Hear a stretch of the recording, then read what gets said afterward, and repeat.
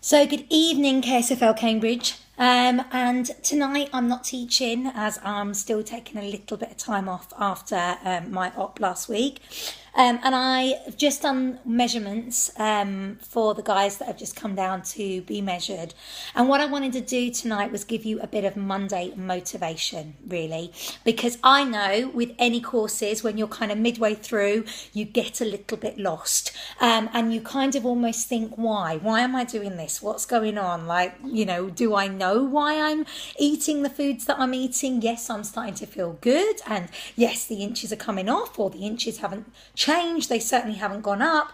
But a lot of the time, I think us as trainers take it for granted that you know the stuff that we know. So, hey, I'm going to give you some motivation and I'm going to give you some clear facts as to why we do the things that we do. So first of all, really, you guys should understand now that the nation as a whole are realising that it's not fat that's the enemy, it's actually sugar that's the enemy.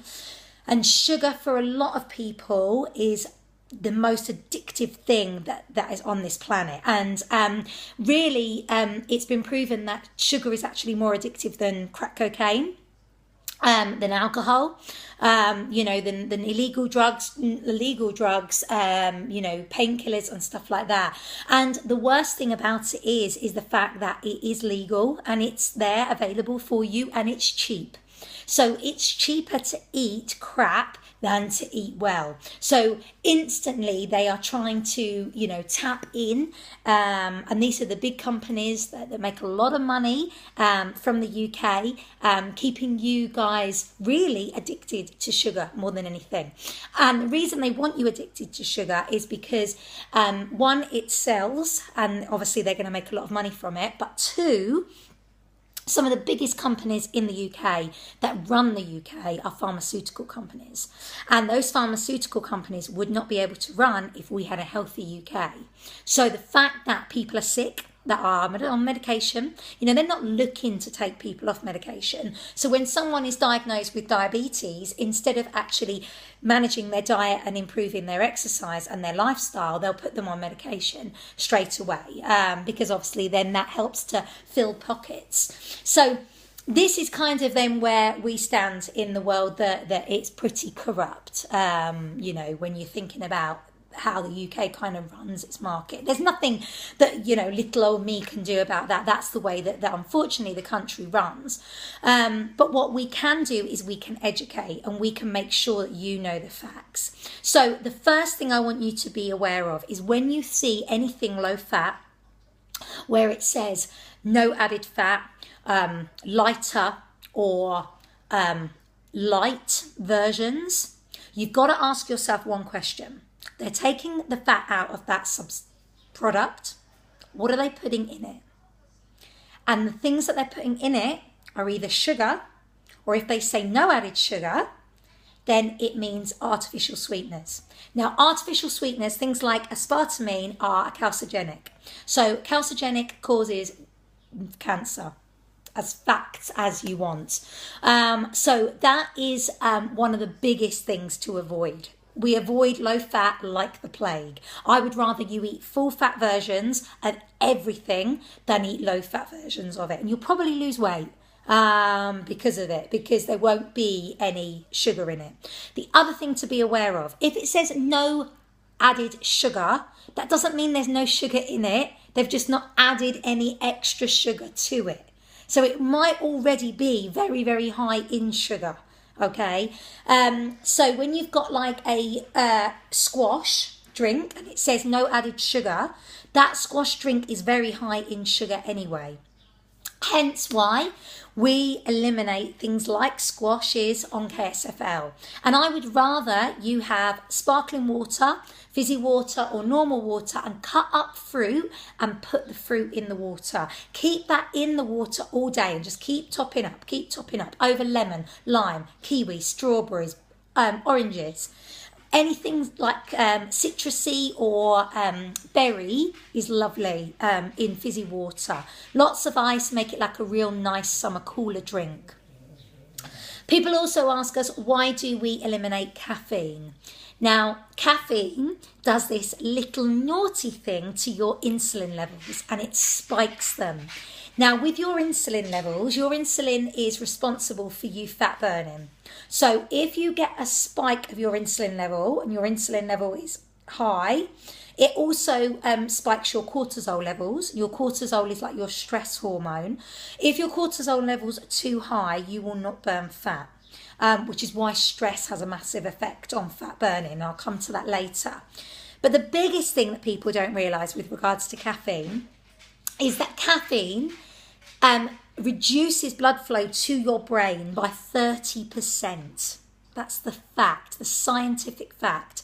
30% it reduces it. So if you're getting up in the morning and you want to feel more alert and you want to feel wide awake and you want to be able to focus because you've got a meeting or, you know, you've got the kids running around like mad people and you've got to organise, they've just told you that, you know, today's Roman day and you need to create an outfit, a coffee is the worst thing that you can have because you are just going to get brain fog. And this is why when you cut caffeine out of your diet, for the first week, you get a headache because all of a sudden you're getting that blood flow going back to your brain. That blood that's been starved from your brain from 30%, it's now coming up into the brain. So of course you're getting a bit of a head rush, which is why people feel a bit sick, a bit dizzy, and then that brain fog clears and you then feel amazing. And then yes, of course, that's why on KSFL people say that in week 2 they're feeling more alert, they're feeling more like they, you know, they can do anything, that they can conquer the world. Of course, because you've got more blood flow going to your brain. So be aware of that when you have anything caffeine. That's not just coffee, that's tea as well. If you are going to have caffeine, if you're going to have coffee, have organic coffee because it has less stimulants in it, has less chemicals in it. Decaf coffee, unless it's organic, is possibly the worst thing you can have. It's full of chemicals, absolutely full of chemicals. If you see a product that has trace elements pretty much all the way in it, so for instance, I think someone posted up the other day about whether or not they can drink this squash and it had nothing in it at all. All it had was a load of chemicals. That's what you've got to think. You've got to look at that food label properly and be able to see and be able to monitor what you're actually consuming. So then that leads me on to food labels. Food labels, it's very, very easy to understand. And once you learn how to read a food label, really you can monitor what you're putting inside of you completely. So on the food label, what you're looking for are 2 things. On the back of the packet or on the back of the jar, you're looking for carbohydrates and you look at the figure, you look at the number. So say for instance, we've got a jar of dolmio sauce and the dolmio sauce will probably say carbohydrates 63 grams, of which sugars is the one just underneath it. That's the most important. That's telling you out of the carbohydrate that's in that product, which is very high if it's 63% or 63 grams of a 100-gram jar, how much of it is sugar? How much of that carbohydrate is a simple sugar that is not going to give you anything but store? And remember, sugar stores in certain places. It rots your teeth, first of all, and it stores around your midsection. It stores under the skin as adipose tissue. So that's essentially what you see, your cellulite and that fat underneath the skin. So if those 2 numbers are too similar, so say for instance our dolmio sauce 63 grams, of which sugars 50 grams, you know that pretty much all of that is sugar. You put it straight back. That's why products like dolmio have had to start doing adverts to say now that you mustn't eat them every day. They should only be consumed once a week because of how high the sugar content is within it. So now let's think about what I was saying earlier about stress. There are 2 factors which are going to affect your fat loss: sleep and stress levels. If you are not getting enough sleep, your body will not burn fat. That's because when you sleep, your body's cortisol levels will drop And also your fat kind of burning levels will increase. You also heal when you sleep, which is why when we're poorly, we want to sleep. Our bodies instantly want to rest. It's also where you grow and you repair. So if you are sore, you're aching, the best thing to do is rest, recover, sleep, have a good night's sleep that night, and instantly you won't have that sore, aching feeling the next day. So yeah, sleep plays a massive, massive role. Quality sleep is immense, and on KSFL we recommend that you don't have anything that's going to stimulate your brain for about an hour before you go to bed. So that means turning off devices, turning off the telly, turning off your iPad or your phone. Get rid of all those things. Turn off the telly. Don't watch a movie. Don't watch anything that's like going to stimulate your brain. Instead, read. Have something that's going to de-stress you. Maybe listen to some meditation. Listen to some calming music. Let the body unwind properly, and then you'll find that you will then sleep so much better. You'll wake up feeling refreshed rather than waking up feeling tired. Stress levels really don't help either. And if you've got high stress levels, that would be the first thing that I would be looking at addressing. So if you're on KSFL and you've got a very, very stressful life and the exercise isn't working for you on KSFL, we need to switch that up and we need to change your program so that we're giving you more of a de-stress program. That's where you might be looking at coming to Pilates, coming to Pyo, doing something like Boxercise, which is going to be a great stress buster. Because this is the other thing that's quite weird in a way, that exercise actually causes stress on the body. So if you're already highly stressed, the last thing and the worst thing for you to do is do anything that's going to stimulate that stress even more, like a hard workout. So we want to be thinking about making your workouts more fun. Maybe you should look at the KSFL dance program, because obviously you're including classes like Clubbercise and Zumba, which are brilliant fun. You know, you're doing exercise and it doesn't feel like exercise.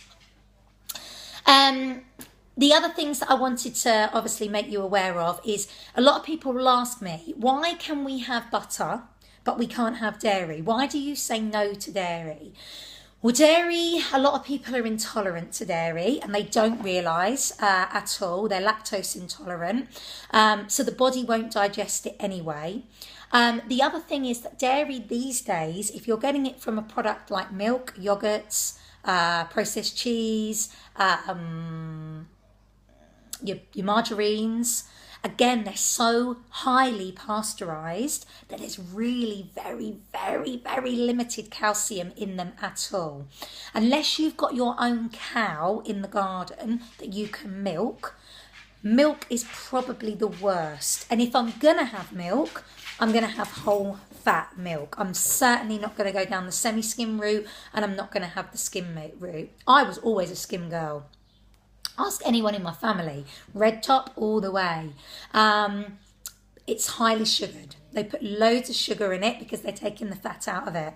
Same with semi-skimmed. So you want to be thinking about having full fat if you're going to have, or cream. Go for cream. Oh my God, if someone was going to offer me the option of between milk and cream, I would definitely be having cream. And have the versions that haven't got the nasties in them. So I can post you a thing up about really what actually goes in milk. It will probably scare you quite a lot, but I'll post it up in the group as a file, and then you can download it and you can read it as and when you want. Why we say no to dairy. It's quite shocking, especially as well if you're having anything like soya. Soya is a nightmare, especially if you're a woman who's got thyroid problems, because soy affects your thyroid gland and it has a negative effect on it. So a lot of people with underactive thyroid, you find that they have a lot of soy in their diet, and it's caused by that. So ladies, if you're having thyroid problems, that's the first thing I want you to cut out. Soy has to go. So then why do we have foods? Because I've talked a lot about why we don't. Why do?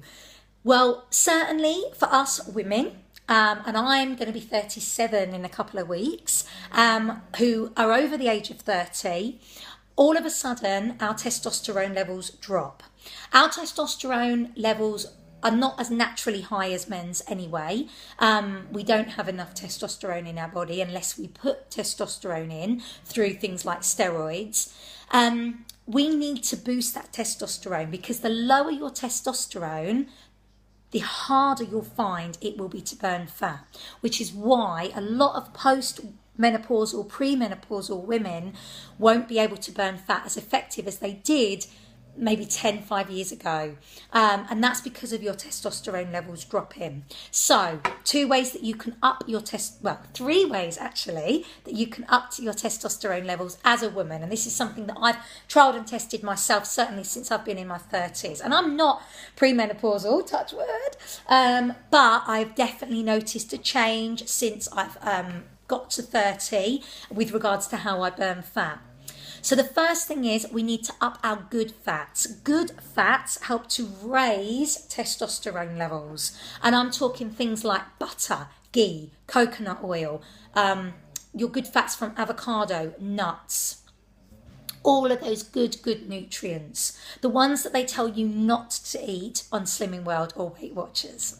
That's because they want to keep you in the little bubble of keep coming back to Slimming World, and they want you to keep buying their products. And obviously they don't have any of those in their products, though probably I can guarantee in the next maybe year or so they'll be doing their own coconut oil, just like us. So yeah, you want to up your good fats. That's the first thing you can do to help raise your testosterone levels. Up good quality protein. And when I'm talking about protein, I'm talking about organic grass-fed. This is something that a lot of people just think, oh, it's just a way of, they want us to buy more grass-fed meats. It's more expensive. I'm not going to bother.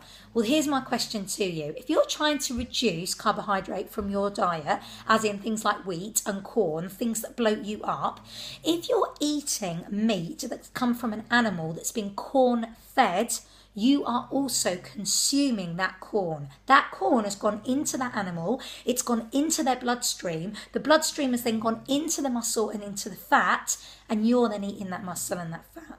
So you're getting second kind of lot of corn and wheat and carbohydrate from it. So that's why we say grass-fed, because a grass-fed animal, like a grass-fed cow, grass-fed chickens, have been given good nutrients. They've been given good nutrients from the soil, from the grass, and then that's not going to affect you. Really, if you are eating corn-fed meat, you might as well just eat corn and wheat. You might as well just go back to refined carbohydrates. Your organic meat, obviously, it's been reared better. And I want you to think about not eating just the same meat all the time. You need to rotate your meats. So don't eat the same all the time. Now we struggle with this because Jay's on a program where his meat is quite limited, but I do try to mix it up. So I will obviously eat a good amount of fish and eat lots of different fish, cods, salmon, hake, sole, all sorts, as much as I possibly can. I will also rotate chicken and turkey as much as I can, eating a good amount of eggs. Also things like pork, lamb and beef. Remember, with your red meats, don't eat too much of them. You want to be, again, rotating it, but eating lots of different kinds of meats and keep